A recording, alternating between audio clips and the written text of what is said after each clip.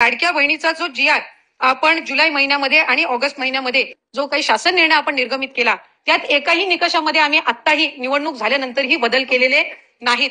एकही निकषामध्ये आपण बदल केलेले नाहीत. या निकषाला अनुसरूनच आपण जी काही आहे ती प्रक्रिया आणि कारवाई ही करत गेलेलो आहोत. या व्यतिरिक्त जे काही जिल्हा स्तरावरून, स्थानिक प्रशासनावरून जशा जशा तक्रारी प्राप्त होत गेल्या, त्या तक्रारींच्या बद्दलची जी काही कारवाई आहे ती योग्य पद्धतीने आपण करण्यात आली. आपल्याला आरटीओ विभागाकडून, परिवहन विभाग जो आहे यांच्याकडून सुद्धा आपल्याला त्यांच्याकडे असणारा जो डेटा आहे तो सुद्धा आपल्याला जसा जसा प्राप्त होत गेला त्या पद्धतीनं आपण त्याच्यामध्ये लाभार्थ्यांची जी संख्या आहे, ज्या पात्र ठरतात त्यानुसार करत गेलो.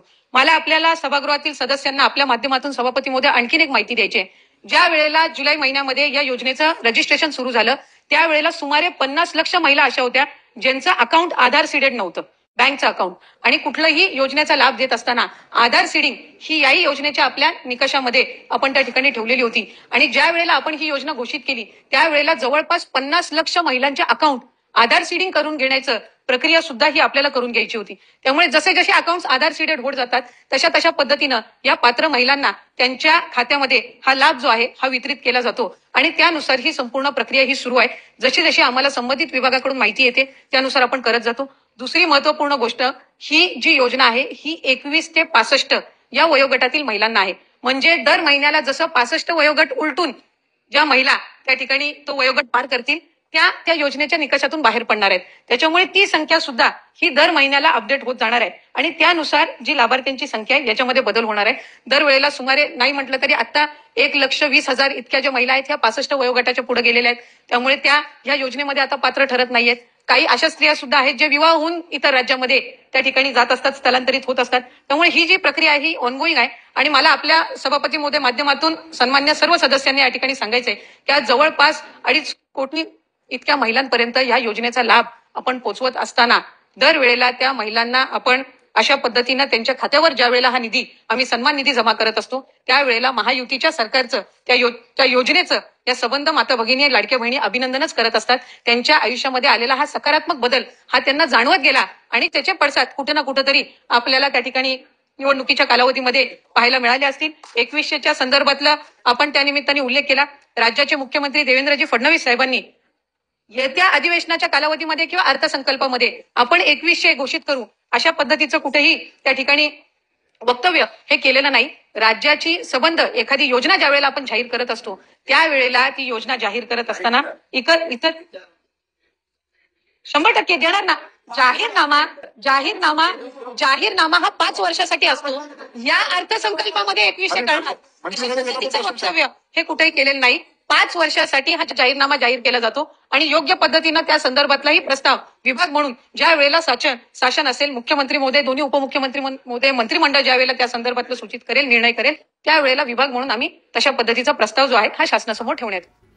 लाडक्या बहिणींसाठी अतिशय आनंदाची बातमी आहे. तुम्ही आता बघू शकताय उपमुख्यमंत्री एकनाथ शिंदे आणि अदिती तटकरे मॅडम यांनी मोठी घोषणा केलेली आहे. सोबत मुख्यमंत्री यांनी सुद्धा सांगितलेलं आहे काळजी करू नका, आता 21 रुपये जे वाटप आहे ते आम्ही करणार आहोत. परंतु जो 21 एप्रिलचा हप्ता आहे त्याची तयारी सुरू झाली असताना आज काही योजनेत बदल केलेले आहेत. आज पहिला टप्पा हा वाटप सुरू होत आहे. सोबतच गॅस सिलेंडरचे पैसेसुद्धा लाडक्या बहिणींच्या खात्यावरती जमा व्हायला सुरुवात झालेली आहे. आता तुम्ही म्हणाल कोणत्या लाडक्या बहिणींना गॅसचे पैसे झालेले आहेत. बघा, एप्रिलचा हप्ता हा सुरू झालेला आहे. गॅस सिलेंडरचा आणि एप्रिलचा हप्ता असे दोन्ही तुम्हाला आता पैसे मिळणार आहेत. 2100 आणि 830 रुपये म्हणजे 3000 रुपयानंतर लगेच तुम्हाला 2100 आणि 830 रुपयांचा हप्ता हा गुढीपाडव्याच्या अगोदर देण्याचा निर्णय बैठकीमध्ये आत्ताच घेण्यात आलेला आहे. 15 मिनिटापूर्वी ही बैठक पार पडलेली. या बैठकीमध्ये तिन्ही आपले मंत्री जे होते, 2 उपमुख्यमंत्री आणि मुख्यमंत्री यांनी हा निर्णय घेतलेला असून आदित्य तटकरे मॅडम यांनी आपल्याला आता सांगितलं. बघा, ज्या लाडक्या बहिणींना अजूनही पैसे आलेले नाहीत अशा लाडक्या बहिणींना फेब्रुवारी, मार्च, एप्रिल अशा 3 महिन्यांचे पैसे हे एकत्र पैसे मिळणार आहेत. सोबतच आता लाडक्या बहिणींना गॅस सिलेंडरचा सुद्धा पैशांचा मेसेज जो आहे तो सुद्धा येणार आहे. त्यासाठी तुम्हाला काय करावं लागणार, कारण जे आता एप्रिलचा हप्ता आहे हा काही सरसकट मिळणार नाही, याच लाडक्या बहिणींना मिळणार आहे. आता त्या कोणत्या लाडक्या बहिणी आहेत मी तुम्हाला डिटेलमध्ये सांगतोय की तुम्हाला काय करावं लागणार आहे जेणेकरून तुम्ही सुद्धा या योजनेमध्ये सहभागी होऊन तुम्हाला देखील या योजनेचा लाभ हा मिळू शकेल. आता त्यासाठी तुम्हाला काय करायचं आहे, सगळ्यात सोपं मी काही महत्त्वाच्या गोष्टी सांगतोय हे तुम्हाला पाळायचे आहेत. पहिली गोष्ट जी आहे ती म्हणजे अर्ज पडताळणी. बघा, अर्ज पडताळणी सुरू झालेली आहे. सर्व जिल्ह्यांमध्ये ही अर्ज पडताळणी सुरू आहे. वाटप मात्र काही जिल्ह्यांमध्ये सुरू केलेलं आहे. 21 रुपयाला आता 36,000 रुपये कोटी हे मंजूर झालेले आहेत लाडकी बहीण योजनेसाठी.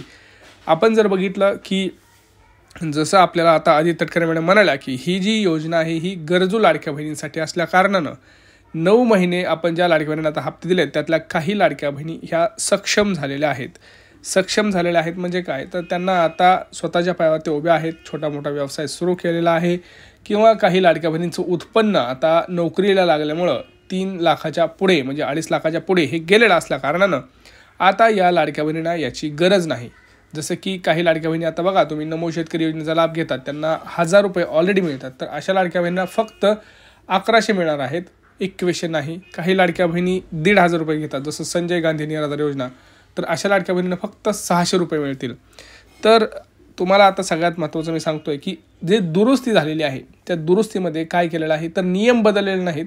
नियमांची जी चौकशी आहे ती कसून केली जाणार आहे. म्हणजे पहिलं नियम जे होते ते एवढे शिथिल होते, एवढं काही त्याच्यामध्ये कोण चेक करत नव्हतं. परंतु आता जर आपण बघितलं तर सरकारच्या असं लक्षात आलं की आता इथं आपण कुठंतरी या योजनेला थोडीशी कसून चौकशी केली पाहिजे, नियमांमध्ये बदल केले पाहिजेत. कारण काय होतं, जर वर्षी कोणी ना कोणी काय होतं, जर महिन्याला कोणी आर्थिक परिस्थिती सुधारते आहे, कोणाची खालावते आहे. जर तुमची आर्थिक परिस्थिती खालावली असेल म्हणजे 2.5 लाखाच्या आत उत्पन्न आलेलं असेल तर तुम्ही नवीन फॉर्म भरू शकता. कारण आता सरकार जर आपलं उत्पन्न वाढल्यावरती जर आपल्याला पैसे बंद करत असेल तर उत्पन्न कमी झाल्यावर सुद्धा आपण त्या योजनेचा लाभ हा घेतला पाहिजे असं मला वाटतं. तुम्हाला काय वाटतं तुम्ही कमेंट सेक्शनमध्ये सांगा. आता बघा, 4 कागदपत्र ते मागतात ज्यावेळेस तुमची अर्ज पडताळणी होते त्यावेळेस. पहिलं कागदपत्र जे तुमच्याकडं मागितलं जातं ते म्हणजे तुमचं उत्पन्नाचा दाखला. 2.5 लाख रुपयापर्यंतचा उत्पन्नाचा दाखला तुम्हाला काढून ठेवायचा आहे. कारण अर्ज पडताळणीमध्ये पहिलं कागदपत्र तेच मागतात. दुसरी गोष्ट आहे तुमचं आधार कार्ड.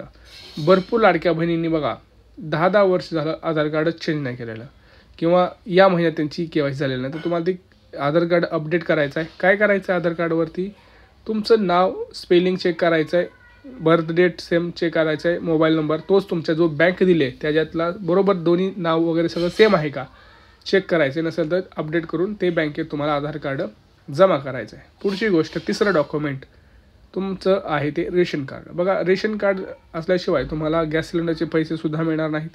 सोबतच तुम्हाला कुठल्याच योजनेचा आता लाभ मिळणार नाही. कारण जर गॅसमध्ये तुमचं रेशन कार्डवरती जर नाव नसेल तर तुम्ही त्या कुटुंबाचं गृहिणी नाहीत असं ठरवलं जातं. त्यामुळं त्याचे एक काम करायचं आहे, रेशन कार्डची KYC करून घ्यायची रेशन दुकानात. ह्या 3 डॉक्युमेंट जे जमा करतील अशा लाडक्या बहिणींना जो 10वा हप्ता आहे हा वाटप हा सुरू करण्यात येणार आहे. आता मी तुम्हाला सांगितलं काही अटी आहे, त्या अटी तुम्हाला पाळाव्या लागणार आहेत. मी आता जे सांगितलं त्यामुळं आपले सगळे डॉक्युमेंट काढून ठेवा. काही प्रश्न असतील तर नक्की विचारा. तुम्हाला काय वाटतं अटीबद्दल हे सुद्धा नक्की कळवा. चॅनलवरती नवीन असाल तर चॅनलला सबस्क्राईब करा. भेटूया पुढच्या व्हिडिओमध्ये मित्रांनो. तोपर्यंत जय महाराष्ट्र.